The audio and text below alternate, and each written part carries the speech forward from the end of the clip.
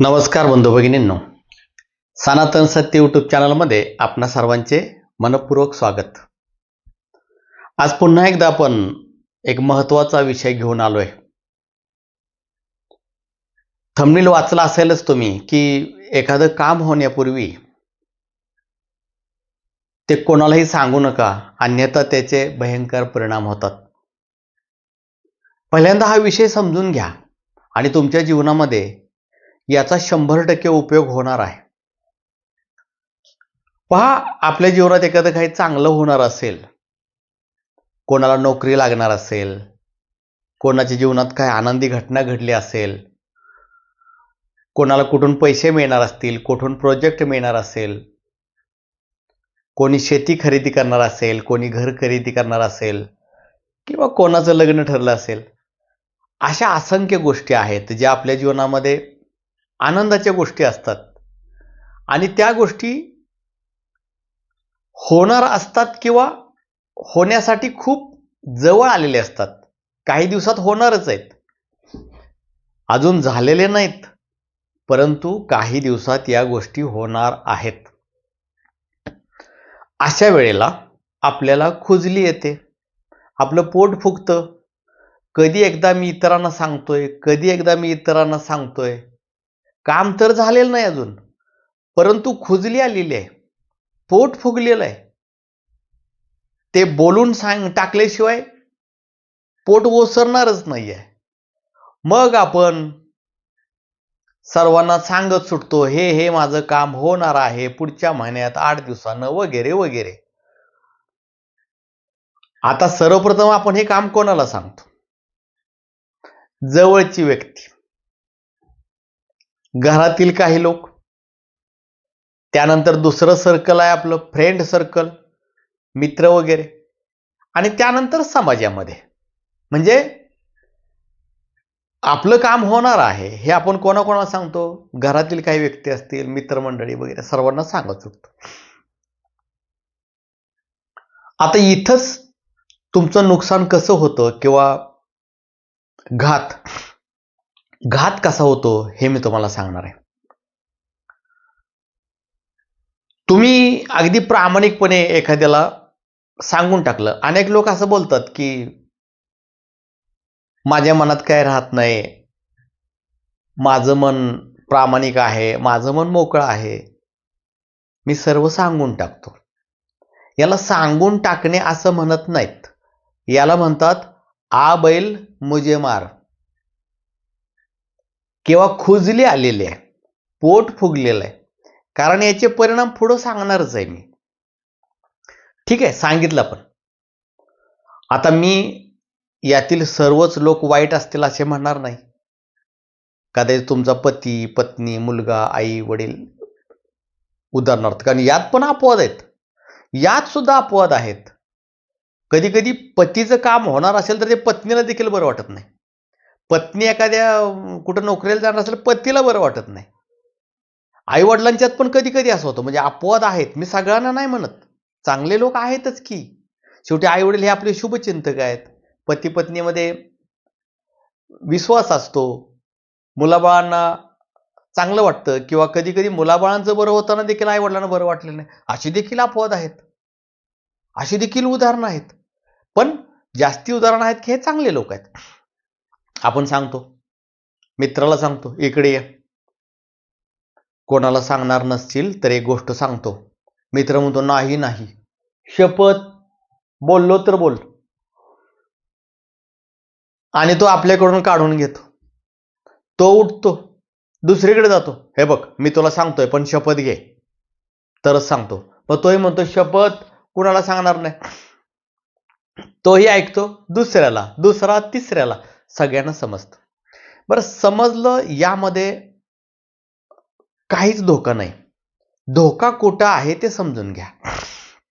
धोका इथं आहे की ज्या वेळेला एखाद्याला समजतं की तुमचं काहीतरी चांगलं होणार आहे, तुमच्या जीवनामध्ये आनंद प्रकट होणार आहे, सुख येणार आहे, त्यावेळेला शेकडा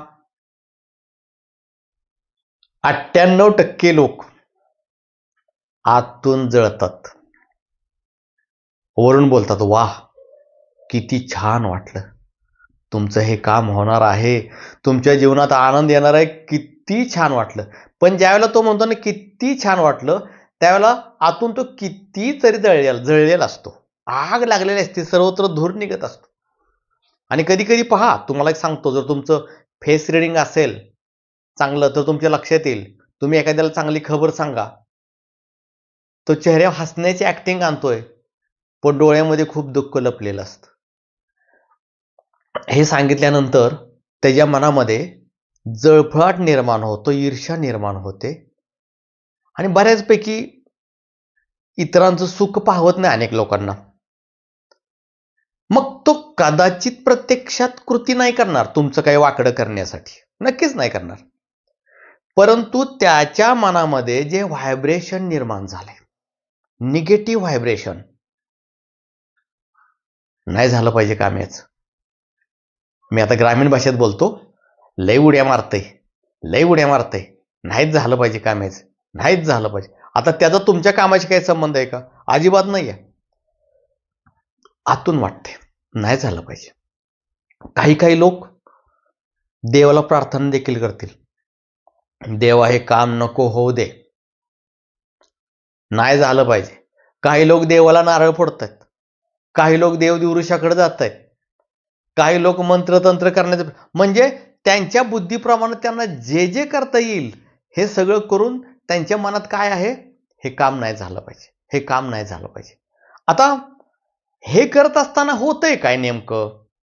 असं होतं की पहा, जसा एखादा आशीर्वाद एखाद्याचा आपली पाठ सोडत नाही, आशीर्वाद पण लागतो, तसंच एखाद्या तळतळात लागतो, एखाद्याची ईर्ष्या लागते, एखाद्याची नजर लागते आणि मग तुमचं होणारं काम होत नाही.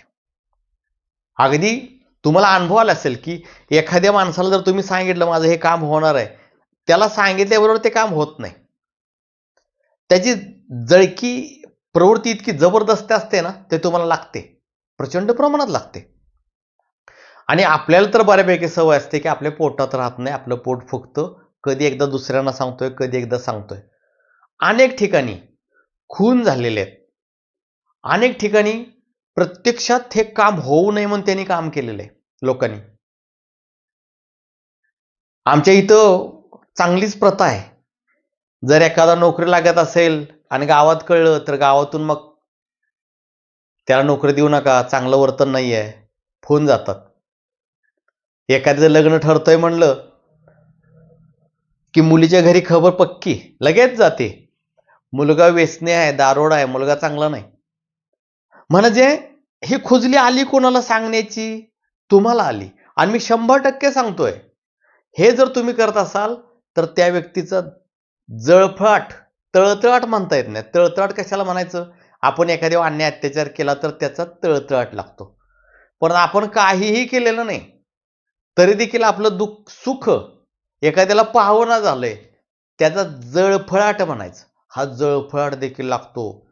आणि तुम्ही एक निरीक्षण करा, काही काही लोक, तुम्ही आता सांगितलं एखाद्याला की पुढच्या महिन्यात माझं सर्व्हिसचं काम होणार आहे बरं का, आणि काय काय कारणानं ते काम झालं नाही आणि तुम्ही ते विसरून पण नाही गेला, विसरून पण गेला की आपलं काम होणार होतं, कारण तो विषय तुम्ही सोडून दिला, नाही झालं. परंतु लगेच त्याच्या पुढच्या महिन्यात तीच व्यक्ती तुम्हाला विचारायते, अरे कामाचं काय झालं रे, आम्ही वाट बघतोय, कधी पेढं देत आहे, कधी पेढं देत आहे. आता बघा, इथंच निरीक्षण करा, त्यानं किती रात्रंदिवस लक्षात ठेवले, रात्रंदिवस तो किती तळतळत असेल. आणि तुम्ही जर म्हणला ना नाही झालं, कॅन्सल झालं, अरे अरे अरे अरे देवा देवा देवा, मी तर देवाला प्रार्थना केली होती की याचं काम होऊ दे, वाईट वाटलं.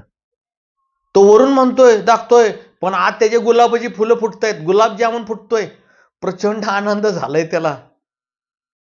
आणि यास्तव कधी आपल्या एखाद्या कामाला, आपल्या कार्याला एखाद्याची नजर नाही लागली पाहिजे, यासाठी सर्वांनाच या गोष्टी सांगत सुटू नका. आपल्या साधू संतांनी देखील सांगितलंय ना, आधी केले मग सांगितले. चाणक्य नीतीचा अभ्यास जर तुम्ही केला तर चाणक्यांनी आपल्याला गुरुमंत्रच दिलाय की मनातील भेद, मनातील गुप्त गोष्टी कोणाला सांगू नका. नक्कीच. आणि हे केल्यानंतर शत्रू निर्माण होतात. काही कारण नसतं, त्यांचा आणि आपला काही संबंध नसतो, परंतु तुमचं सुख त्याला पाहत नाही. तुम्ही आनंदी आहे त्याला पाहायला नाही पाहिजे. त्याला वाटते की मी जसा दुःखी आहे तसाच हा दुःखी राहायला पाहिजे. आणि यातून अनेक घटना घडल्यात. मगाशीच म्हटलं मी तुम्हाला, खून झालेले आहेत, मारामारी झाले, डावपेच झालेले आहे, षडयंत्र, ईर्ष्या सर्व काय झालेलं आहे. कारण दुसऱ्या विषयात असतात कोण? ह्यात लोक कोणते असतात? आपलेच असतात. पहिल्यांदा मी तुम्हाला 3 सर्कल सांगितली. घरातील म्हणजे तुमच्या नात्यातील, घरातील हे एक सर्कल झालं. दुसरं सर्कल तुमचं मित्रांचं, आणि तिसरं मग त्याच्या बाहेरचं, गावातील, शहरातील कोण असतं ते. तर यातलं सगळ्यात पहिले डेंजर सर्कल असतं ते म्हणजे तुमच्या घरातील. घरातील काही लोकांना बरं वाटतं, तर काही लोक तुमची पंख कशी कापता येतील याच्यासाठी प्रयत्न करतात. मग त्यामध्ये कोणतंही नातं असू शकतं बरं का. तुमची सख्खी बहीण देखील असू शकते, तुमचा भाचा देखील असू शकतो, ज्याला तुमची प्रगती पाहवत नाही, ईर्ष्या होत आहे, आणि म्हणून तो नाना तऱ्हेची षडयंत्र करून तुम्हाला बदनाम करण्याचा, तुमचं नुकसान करण्याचा प्रयत्न करत असतो. कारण काहीच नसतं. तुम्ही स्वतःच्या जीवावरती, स्वतःच्या कष्टावरती सर्व मिळवलंय, पण त्यांना पाहवत नाही. घरातील लोक असतात. आणि तुम्ही पाहिलं असेल पहिले सुद्धा, छत्रपती शिवाजी महाराज असू द्या, रामायण असू द्या, महाभारत असू द्या, पूर्वीचे राजे महाराजे असतील, घरातूनच झाले. यानंतर मित्रांच्या मध्ये देखील चांगले मित्र असतात, मी नाही असं म्हणत नाही, परंतु सर्वच चांगले नसतात, हे मी ठामपणे सांगतोय. तर मित्रांच्या मधून सुद्धा भयंकर षडयंत्र होतात. तर पहिली विषय तुम्ही सांगू नका. काम झाल्यानंतर बघा, काम झाल्यानंतर ज्यावेळेला तुम्ही पेढे वाटायला जाता ना, त्यावेळेला ह्या माणसांना कळायचं बंद होतं. कारण आता मी षडयंत्र बी करू शकत नाही, मी ईर्ष्या पण करू शकत नाही. डायरेक्ट काम झालंय आणि हा मला सांगायला आहे. त्यावेळेला त्यांचा चेहरा पहा, हतबल झालेला असतात. पेढा घेतात, पण अगदी विष खाल्ल्यासारखं खात असतात. तुम्ही जो पेढा देता ना, तो घेतात पण विष. कारण आता काय करू, पहिलंच मग रागवतात. का रे, आम्हाला का नाही सांगितलं पहिलंच, का नाही सांगितलंस? हे जे लोक म्हणतात ना, हे सुद्धा षडयंत्रकारी असतात. कारण त्यांना राग आलेला असतो. पहिलं सांगितलं असतं तर मी काहीतरी प्रयत्न तरी केलं असतं तुझं काम हो नाही म्हणून, पण आता काय करू?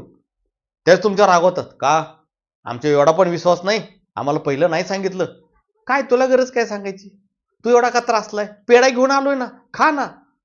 तो पेढा तर खायचा आहे त्याला, पण विष खाल्ल्यासारखा खातोय. तर त्यामुळं पहिला विषय माझा असा आहे, मनातील भेद कोणाला सांगू नका, काम झाल्यानंतर सांगा. हा विषय अध्यात्माचा जरी नसला तरी जीवनाचा आहे. सगळ्याच गोष्टी मंत्र, तंत्र, यंत्र, नारळ फोडून होत नसतात. व्यवहारामध्ये कसं जगलं पाहिजे, जीवनामध्ये कसं जगलं पाहिजे, ज्ञान काय, तत्वज्ञान काय, हे गुरुचं कर्तव्य असतं शिकवणं आपल्या शिष्यांना सर्वांना. तर पहिल्यांदा हे लक्षात ठेवा. आणि माझ्या लाडक्यांनो, माझी सर्वांना विनंती आहे, हे व्हिडिओ जास्तीत जास्त लोकांना शेअर करा. याचं कारण केवळ हातामध्ये माला घेऊन जप केला म्हणजेच भक्ती नाही. ज्ञानाचा प्रचार आणि प्रसार करणं हे सुद्धा भक्ती असते. आणि तुमचं जर काय म्हणणं असेल तर मला कमेंट्समध्ये कळवा. त्याचबरोबर इथं फोन नंबर सुद्धा दिलेला आहे. जय आदिशक्ती.